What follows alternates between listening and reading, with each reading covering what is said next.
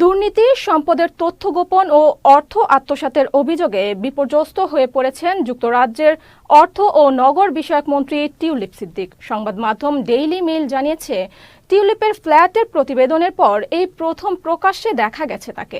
স্থানীয় সময় বৃহস্পতিবার যুক্তরাজ্যের অর্থ মন্ত্রণালয়ের অফিসে দেখা গেছে টিউলিপকে। ডেইলি মেইল আরও জানিয়েছে, মিথ্যে কথা বলার অভিযোগে টিউলিপের বিরুদ্ধে তদন্ত হতে পারে। টিউলিপকে প্রতারক মন্ত্রী হিসেবে অভিহিত করে সংবাদ মাধ্যমটি বলছে, 2022 সালে তারা তার ফ্ল্যাট নিয়ে তদন্ত করেছিল। এই সময় তারা খুঁজে পেয়েছিল এটি আসলে তিনি অন্য একজনের কাছ থেকে উপহার হিসেবে পেয়েছেন। ব্রিটিশ প্রধানমন্ত্রীর দপ্তর ডাইনিং স্ট্রিট জানিয়েছে, প্রধানমন্ত্রীর মিনিস্ট্রিয়াল কোড উপদেষ্টা এই বিষয়টি তদন্ত করবেন।